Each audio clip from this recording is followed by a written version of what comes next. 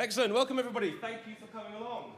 My name is Kurtz from the Open School Alliance, and for those that can read, we're going to talk a little bit about the Alliance Tournament. So first of all, please raise your hand if you have participated in an Alliance Tournament in the past. Sorry, does this thing stream? Need a microphone. Not safe. That's fine.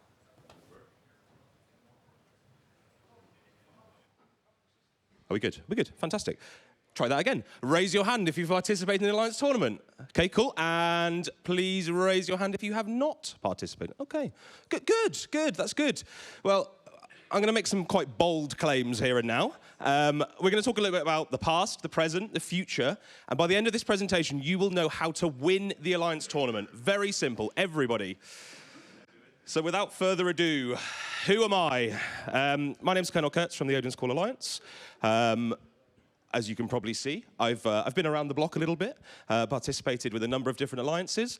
Previously sort of started getting involved in the tournament about 2009 with a group called Inti We Trust. From there, I ended up with the Hydra guys. And then from that, it sort of evolved into being part of the Northern Coalition team where I sat for quite a long time. We came fourth about 400 times, which was very frustrating because those that will know, to automatically qualify for the next year, you had to come third. So it was a very repetitive cycle, but we had some decent success. In terms of my EVE experience, there's not much I haven't done at this point. Low-sec, null-sec, wormholes where I live today. And I like to try new things. Not only have I participated in teams, I've co-captained them, I've captained a team once and it went disastrously. But you know, I've done a lot of different roles, and the role that I fill these days is more of a team manager. I like to make sure things are running nicely. I love a good spreadsheet. Who doesn't in EVE, right?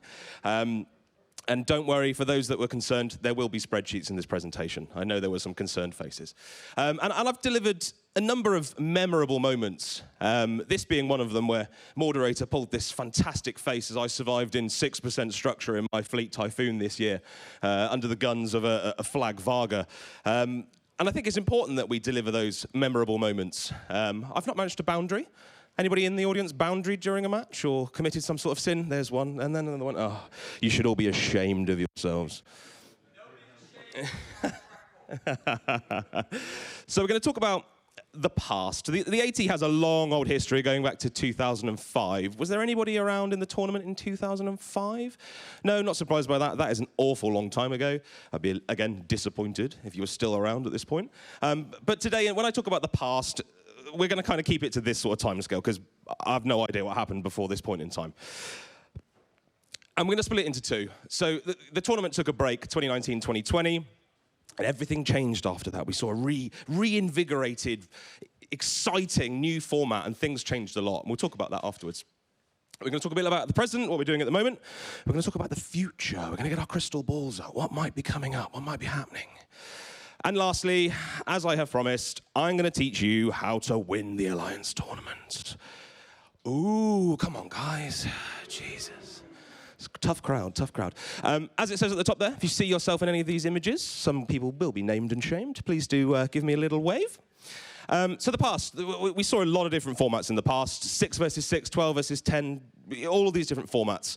And that made things fairly inconsistent. It was quite difficult to sort of repeat your success the following year because things were so different. And practice was carried out on the Singularity test server. For those that know, Singularity test server is a public test server. Anybody can come on there, which means that anybody can come and watch your practice. And certain teams took this to great lengths, because why bother practicing yourself, Pandemic Legion, when you can watch somebody else practicing? And that meant teams had to go to great lengths to practice. So, for example, we would practice in a wormhole. So first of all, you have to find the wormhole. You need one without any effects on it because you don't want it to mess with your testing. You'd have to set up a pos before the days of citadels. You're all spoiled by those at this point in time. So you've got to set the thing up. You've got to fuel it. You've got to then bring everything in. And we were literally living on the test server, scanning wormholes, moving stuff in, just living on there to be able to practice. And it was an enormous amount of work. And the prize ships, the prize ships at the time were designed for the tournament. You were able to use them in the tournament. There's a couple of kill mails that I'm on, and these ships were a really important part of that. And if you wanted to be a competitive team, you needed to throw some of these around. And there were multiple matches in NC Dot where we'd throw an Etana on the field and put a Cambion and lose them most of the time, but that's all part of the fun. And there were no feeder rounds. The only ways to get into the tournament were to finish in the top 3. We kept finishing top 4. Became a very expensive hobby because the only other ways to get in were through a silent auction. You'd have to send your bid via email to CCP. Have we bid too much? Have we not bid enough? Are we going to get in? Who knows? Or if you're Vince Dracken, the leader of NC Dot, and you forget, you don't get in whatsoever. Vince, you let me down on that one, but it happens. And lastly, you could put your name into the random ballot and hope your name got picked out of a hat. And what that meant was you'd get a lot of teams that wanted to compete, didn't have a lot of money, would put their name in the hat, not get picked, and be very disappointed. And then you'd also get teams that just wanted to play for a bit of fun. And you'd have a few matches where people would a bit of funsies, and it meant that some of those first matches weren't particularly competitive. But that was then, and this is now. So where are we today? We have a fairly standardized format. The points and the rules stay roughly the same, and we have tweaks every year based on a racial format. So we had the Galente one, we had the Minmatar one, and then this year with the Python and those sort of pirate Concorde ships. And that means you know what to expect, and teams can improve on their performance. And those prize ships that we now get are meant for the real world. With the Python released this year, probably the best and most powerful ship that's ever been made, with a price tag of 1.2 trillion. I am selling one. If anybody would like a Python, come and speak to me. But that meant that those flagships now take center stage, these big, expensive lost mails. So this was the very Varga that put me into 4% structure or whatever it was. And that's great. Lots of expensive modules that drop. We celebrated when we killed this one. The only flip side to that is that when you then lose one, it becomes quite an expensive hobby. Flagships are now a pivotal part of a team's strategy, even if the other team says that I'm banning the Varga. You can still bring your flagship Varga. Really powerful tool, but you can only use it once. Once it dies, that is it. And for a few years, we sort of saw the same ships being used. The Barghest reigned supreme. We lose one every year. But then this year, we saw some tweaks, and we got to see... So, is that you? Oh, that's strange. It's almost as if I knew you were coming, didn't it? And we saw a real diversification, and we got some different lost mails like this one. So this was our flagship from this year gone. We threw a load of money at it, and it paid dividends. And we'll talk a little bit about our performance a little bit later on. And it's great. And it's great to see that evolution of the tournament without changing things too much. And the feeder rounds, I think the feeder rounds that we have now are a really useful tool for teams to be able to dip their toes into the tournament without having to spend an awful lot of money on a flagship or have to put a lot of ISK on the line. And that means that we can get those for funsies matches out the way. And then when you get to the real tournament, big competitive matches, lots on the line, and it means that it's really intense and really competitive. And that's great. And now, the future. Crystal balls, everybody. Crystal balls. What's coming up? So what do we know so far? So the Alliance Tournament has been announced, Q3, Q4 2025. And CCP continues to support the tournament. And as I'm sure we'll all agree, that's great to see. And long may that continue. And it's amazing to see so many new teams. I mean, we're a perfect example of that at Odin's Call. We haven't got the same people winning it every year. We haven't got the same people finishing in the top 4. Lots and lots of change. And that's really important. And many of those old guard teams are sort of throwing in the towel. Those who know Casper 24 of Hydra, he's announced his retirement from competitive play. And there's one other enormous name that's also announced their competitive retirement, and that's myself. I'm not the same person I was a number of years ago. I've got a family, I've got a little boy, and the tournament now takes place in the summer. And for a number of years, this has been a major risk of divorce for me, if I'm perfectly honest with you. I took part in a match, it wasn't this year, it was the year before. I sat in my car trying to steal the Wi-Fi from a nearby pub while camping with my family, with my wife knocking on the window going... So it just doesn't fit for me. Although I'm not going to be participating, as it were, in flying, I'm still going to be working with the Odin's Call team in my managerial role, managing all the things behind the scenes. But I'm not looking to take part. And as well as players, we also see some teams that are no longer fielding. So PL and NC Dot are a perfect example of that. So I captained the NC Dot team, and as I say, it went disastrously. And it was really difficult because we were riding on the name that we'd built for ourselves, you know, performing well and then having to sort of restart the team because it was a completely different bunch, different captain, different team. So I said to the guys, look, we're struggling here. We've got high expectations. Let's not field a team. Everybody can go and be a mercenary, do what you want. And that means people can compete at the level they want to, because not everybody wants to win the tournament. Some people just want to have fun, and that's absolutely fine. So that's what we did. And I ended up with Odin's Call, and then they came second. I'm not saying there's any trends there, but, you know, you take from that what you will. So, money, money, money. I've mentioned ISK. ISK always comes back to ISK. How much does it cost to run an Alliance tournament team? How much do you win? How much does each member of the team receive? And how do you split the money? Well, wonder no more. I told you there'd be a spreadsheet. There you go. So, cast your minds back to 2022. So this was the year that we came second. So we spent 118 billion, which is, in the grand scheme of things, not a lot, especially when you look at the fact that we won 5.9 trillion ISK. It still boggles my mind at the amount of money that's involved. But again, what does that mean to me? So our average payout by team member was 174 billion. Not bad, nice. But then you go to the following year and reality set in a little bit more. We spent a bunch more money, 185 bill. We came ninth, and we only won a trillion ISK, and that translated to about 40 bill. And there's a number of reasons for that. Not only the bigger spend, the lower amount of money, but we came second, and everybody and their dog was like, oh, I want a piece of that. These guys are good. I want to be a mercenary. And we took on a load of people. And that meant our squad was bigger, so the amount of ISK that each person got was not so good. And then we come to this year. We spent more money, we came top 6, and we won 8.4 trillion ISK. And I'll talk a little bit more about why that's so high, but that translated to about 240 bill per member. Not bad, nice bit of earning. So how do we split the money? So you've got all this money, but how on earth do you split that? You've been given a bunch of ships. How do you split a Python 20 ways? A very good question. So we use a share system, and every time you attend a practice session, you receive a point. That is then timed by a contribution multiplier. So, for example, if you're the FC, we give a contribution multiplier if your time zone is no good. We shout outs to Martin Conrad. His time zone is literally the opposite of the rest of us. Still turns up to every single practice. So we give him a little multiplier to make his time worth it. And then we times that by an adjustment factor based on the number of shares that we issue. So I normally do 1,000 shares just to make life easy. And that gives us a number of shares that each person has. More spreadsheets. Oh, yeah, right. And we then use those shares. So you can make a choice. You can say, okay, I've got 40 shares, and I would like one of these here frigates. And those frigates are 39 shares by our system. You cash in your 39 shares, you take the remaining shares as ISK. And that means that we can split those ships between people. Everybody gets a bunch of money. Everybody's happy. I've got a spreadsheet that does all this automatically. If you have a team and you wish to use a share system, I'm more than happy to share that with you, because it was boring as hell to set up. But I use it every year, happy to share that with anybody.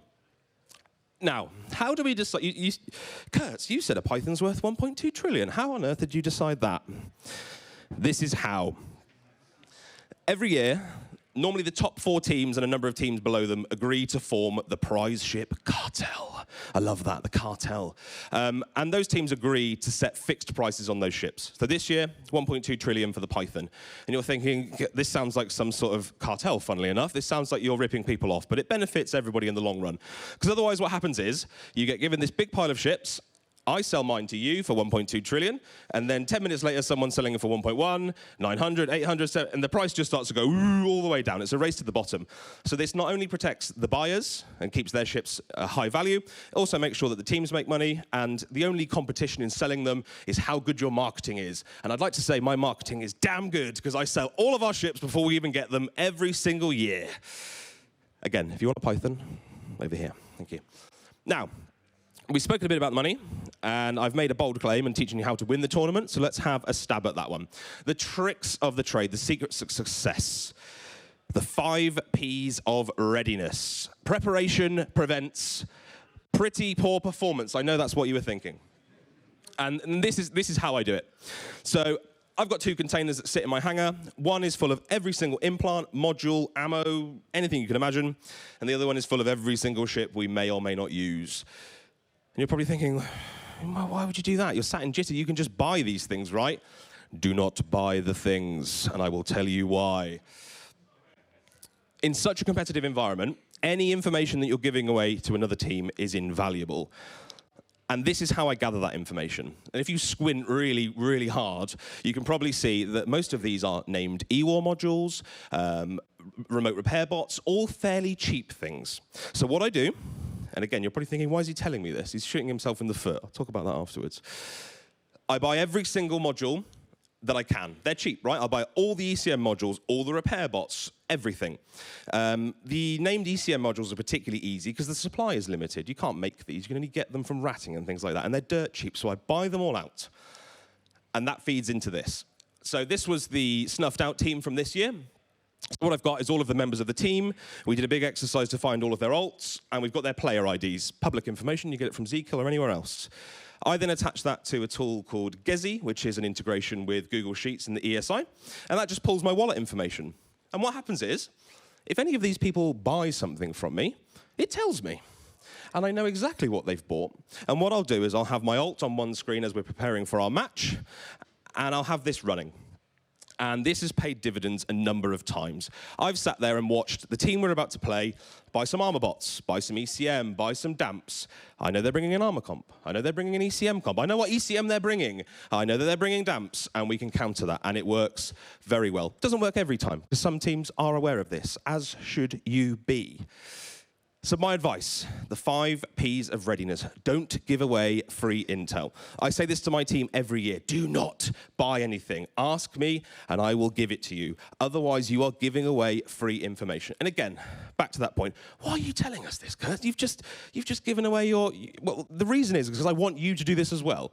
Because my view is the tournament should be about the tournament and not about any other information. So please, go out and do this. Ruin my fun.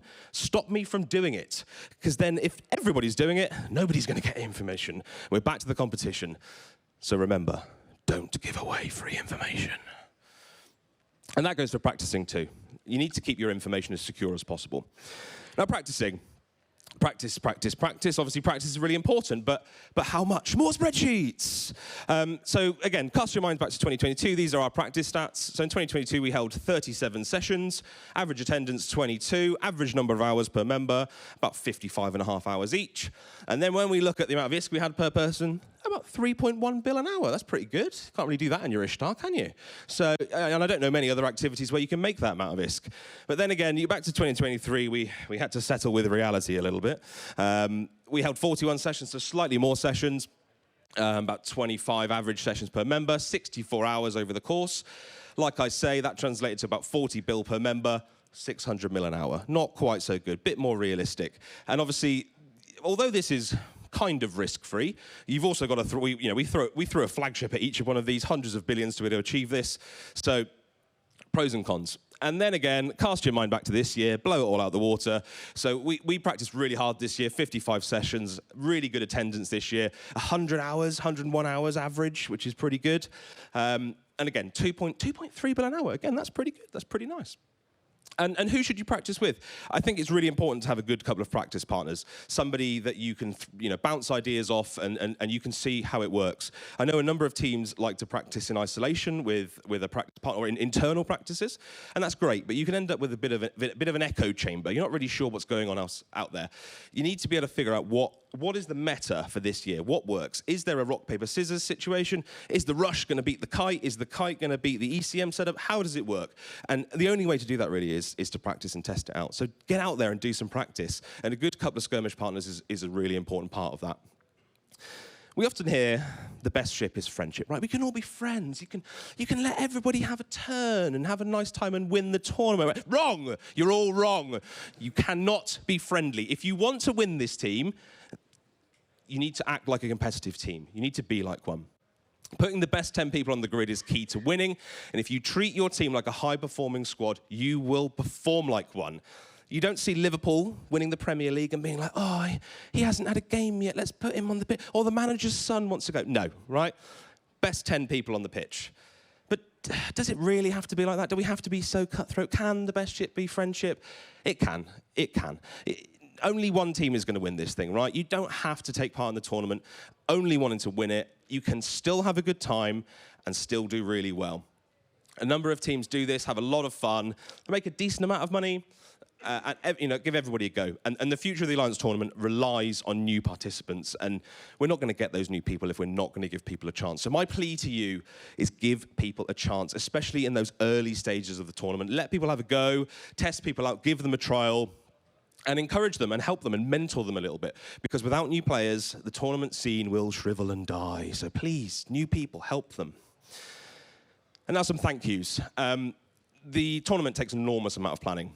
And I want to give a big shout out to those that are involved in organising it, running it, taking part in it, and contributing to it. Without all of those people, moderator wouldn't have pulled that face at the beginning of the presentation. I wouldn't be a trillionaire, and we'd all be really sad. So thank you very much. And without all of that, we wouldn't have what we have. And I use a number of different tools, and I've given them some shout-outs here. I mentioned the Gezi one. I use Janice to evaluate the worth of all my Pythons, and I'd encourage you to do the same. And then some honourable mentions. We had a really successful Captain's Cup, was Charity Cup this year. Big shout out to Jintan and everybody involved in organising that. It was great to watch.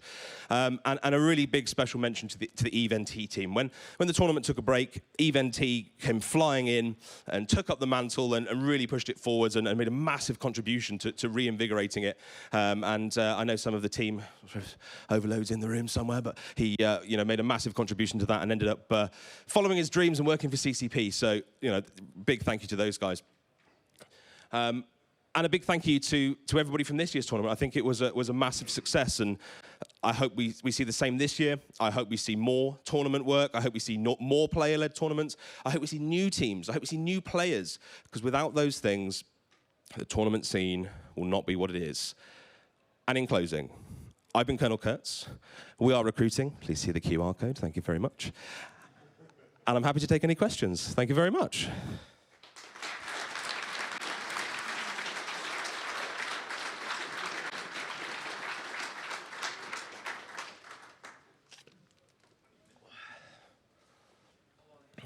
Aethel. My best moment. It's always sort of those matches where it's close, right? And I'm sure people have heard the term nerd screams, but we get that. You finish the match, you win it by a whisker, 6% structure, wherever it is, and at the end you all go nuts, but that's not the hard bit. The hard bit is getting to the end of the match, right? You've got 3 people in your ear going, yeah! And I'm going, I'm still playing, shut up! But it's the adrenaline for me. I don't get any other feeling like I do when I'm doing the AT, that adrenaline rush. Like, I'm sat there shaking. My wife's sat behind me going, what are you doing? And I'm like, oh, we got a really important match in a minute, and I've got to do this, and I've got to do that. And she's like, she just doesn't understand, right? Guys, she doesn't understand me, okay? But yeah, for me, it's those big adrenaline moments. This is our esports, right? And I have not seen anything other like the AT and any other esports. The stakes, the real ships that we use. So for me, it's those big moments, those big wins, and it's that sense of accomplishment. You saw the amount of hours that we put in as a team, and I know there's other teams that put in more hours. To see that turn into something great is really rewarding. But it can also be quite disappointing, but that's all part of the fun, right? There's no risk without reward. So I've loved taking part in the AT, and like I say, my lifestyle doesn't fit up with it anymore, but I'm really keen on encouraging others to get involved. And I would encourage you, if you're thinking, I'm not really sure it's for me, have a go at the feeders. That's what they're there for. They're there for you to have a go at it, dip your toes in, see how you get on. You could be like Odin's Call and come second one time, right? Or you could have a lot of fun. It's a win-win situation. So that's my most memorable moment. Yes, please. Sorry? How do you handle mirror matchups? How do I handle mirror matchups? That's a good question. So we practice a lot of mirror matchups. So we'll tend to build a number of compositions. The way that we run things is we have a big spreadsheet with all of our comps in it, all of our fits in it. Just before the match, as I say, you've seen my 2 containers of mess. I will assemble the ships there and then. We will know roughly what we're expecting to face based on the bands and things like that. And we will rehearse those mirrors. We will pick our favorite comps, and we will practice those comps against those comps. How do you win the mirror matchups? Well, that's the secret sauce I can't reveal. But it comes down to min-maxing at that point. You're facing the exact same thing. You need to build things into that comp to ensure that you can beat what you've brought. By no means easy. Skill definitely comes into play at that point. I can't say we've had a huge amount of success in mirror matchups. We tend to rely on using tactics and the bans to avoid that happening. But mirrors are something you need to prepare for, and it will happen. So thank you. Any other questions? What advice would you give to new teams to get good experience? It's a good question. It's a good question. What advice would I give to new teams? I think practice partners are a big part of that. To get a foothold, you need to be able to practice, find out what works, find out what doesn't. Find a team with a similar set of goals as you. I think that's quite important as well. Find another team. So if you want to win the thing, find another team that wants to win the thing, right? And practice with them. You want to find another team that's same ability, ideally someone slightly lower ability, ideally somebody slightly higher ability. That's going to test you across all your areas. And I'd also encourage you to discuss with your team what your goals are. There's nothing worse than joining a team thinking you're doing it for fun, and the person running the team wants to win it, wants to practice 5 times a week, and it all falls apart. So agree as a team what your outlook is, what you're looking to achieve. So this year we've said we're going to come first, simple as that, first and nothing else, nothing in between, and everybody's on the same page. Set a schedule. So it can get a little bit silly in terms of practicing. We've had times where we've practiced 4, 5, 6 times a week. Can everybody match that drum beat? That's something for you to agree. But set those standards. Set regular practice times as well. I know from running teams you can spend an awful lot of time trying to arrange practices at the last minute. If you have them scheduled in, life is a lot easier. Thank you very much. Any other questions? How many times did I do it? So I won it once with Hydra. Although I didn't actually fly in the tournament as part of the practice squad. I went off from playing with the Hydra team, and I went and joined NC Dot, came 4th a bunch of times, came 2nd with Odin's. If I'm quite honest, we came 2nd because we were not prepared to come 2nd. We were not prepared to win the thing. We didn't ever think we'd get to that stage. We got to that best of 5 round and went, well, I'm all out of ideas, guys. What do we do here? So anybody who watched it will see that's exactly what happened. We lost 3 in a row, and it was just we just weren't expecting it. I mean, in the years before I joined Odin's, they performed fairly well. But if I'm perfectly honest, not in a million years did we think we were going to come 2nd or win the thing. So we weren't prepared for that. So that's another tip. If you want to win the thing, prepare to win the thing, because in those final rounds, best of 3s, best of 5s, it's a completely different ball game, and you need to prepare for that. Not only from a composition point of view, but you've seen my big containers of stuff. You can imagine the amount of stuff you need if you're going to play 5 matches in a row, because you're going to have to burn all those implants and pull them out and all that sort of stuff. So if you're planning on winning it, prepare to win it, because we certainly didn't when we came 2nd. I mean, by the end of this presentation, you all know how to win it now, right? So everybody should be preparing. So thank you very much for that question. Anybody else? Sean, the middle? How do I... Overthinking bans. Yeah. Yeah, there is a big aspect of the sort of the mental mind games. And I say mental mind games, it's done by a couple of ship names, effectively. You get given a couple of ship names, and you have to then play that sort of big game of mental chess.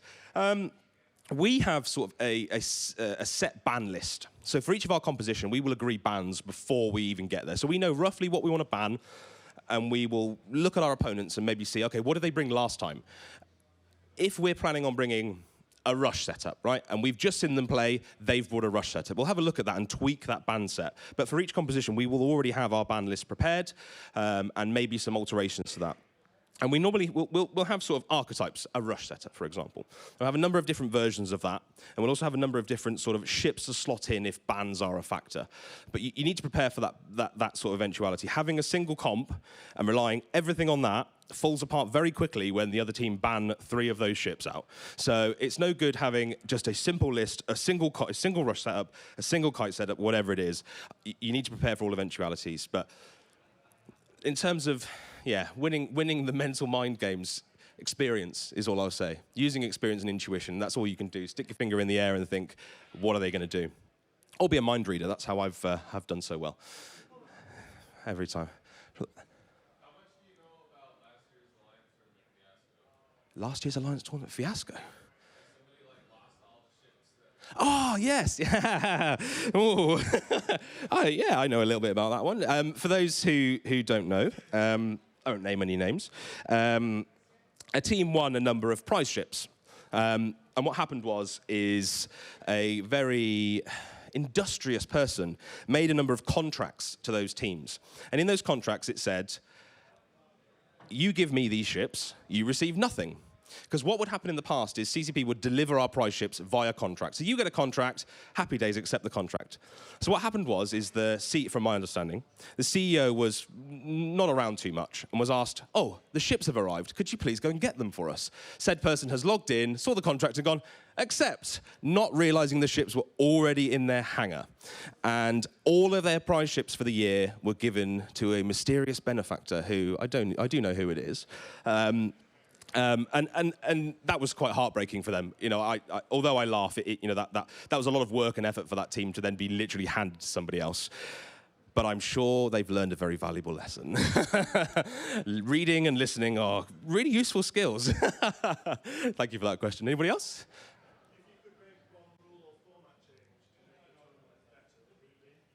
One rule or format change. I think. This year we were obviously had the Alliance tournament ships were allowed to be used. As far as I know, nobody used an AT ship this year. No one. So I think there is potential to have the AT ships integrated again without it becoming the race that it was last time, where unless you had one, you couldn't compete. So I'd like to see maybe like a wild card option where you can use one once or something randomly. And I think this year the reason they weren't really used was sort of the restrictions around them. They were very expensive, and you could only use cast my memory back, twice for the cruiser and 3 times for the frigate. I think I've got that right. And I think those restrictions just meant that a lot of teams were put off, and that battleships were a lot more valuable. So for me, an AT ship wildcard, maybe once you get to a certain point in the tournament, you can use that so that those first rounds aren't dominated by teams that hold them. But I wouldn't like them to come back to that sort of domination that they had previously. So that for me, I think that would be a good little twist. More risk on the field, more explosions, because I don't think we see enough of those AT ships other than those that are handed over in contracts by accident. Anybody else? The toughest team. Well, it had to be that final round against Hydra in the year that we came second. It was very clear from the minute we stepped on the grid that they had prepared a hell of a lot more than we had. We had good compositions for a single fight. The minute it got to the point where there were cascading bans and all of the other mind games that go with a five-match setup, it all went out the window. So for me, Hydra have a long history and a really impressive history. And I think there's probably no more difficult opponent to them. But also at this point in time, I think they have a number of good competitors. I don't think they are the driving force anymore. And I'd like to see them lose. I'd like to see them not do quite as well as they've previously done and other teams do well. So thank you for that question. Any others? What's your favorite AT ship and why? Favorite AT ship, easy question. It is the Python. I think the Python has got to be the most impressive AT ship we've ever had. If you haven't had a chance to mess around with them, they're just obscene. You can overheat your MWD, cloak, and just go zooming along at like 6K a second and appear 100 kilometers away suddenly and just rain down hatred from a distance.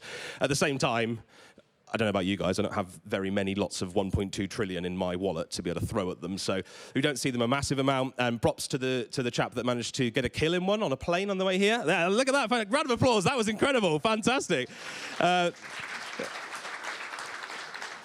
those that didn't see that on the social media channels, managed to get a kill with a Python on the plane on the way here.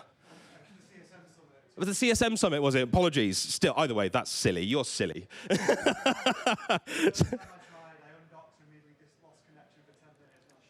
Yeah, you have a stronger sphincter than me because I couldn't manage that one. Thank you very much for that question. Any other questions? Oh, just one here. What was the most innovative or surprising competition that you've seen? Innovative or surprising competition? And I mean, when I say innovative, this was an awful long time ago, and I forget the year. I believe it was it Bob that brought the 10 thoraxes many moons ago when that was allowed? Star Faction, was it? That was a long time ago. For me, that was hilarious and innovative, because who saw that coming? I certainly didn't. In more recent times, I think we've had fairly, I guess you could say, cookie cutter setups, the same sort of formats. And again, I'd like to see some change to that one. How we deliver that, Zealous, that's a question for you. I'm not clever enough for that. But yeah, I think for me that was quite a standout moment, and I often think about that in, when I'm dreaming about setups. Is there any way we can bring 10 thoraxes? No, never mind. Thank you for that question. Anybody else? No. When am I joining a what? A staff team? Oh, well, if I was a member of staff for CCP, then I'd consider it. But, well, what are you saying? Like a veterans team, the Veterans League? Are we going to start up the Seniors Open for the Alliance tournament, yeah? In which case, sign me up. Yeah, I mean, if there's again, that comes back to what I said in terms of expectations. If I could probably participate this year on a relaxed basis if I wanted to join the team that want to do that.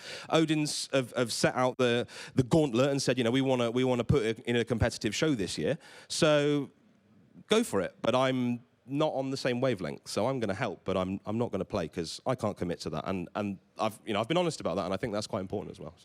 So thank you for that question. Any more? No. Well, thank you very much. I've been Colonel Kurtz, and thank you.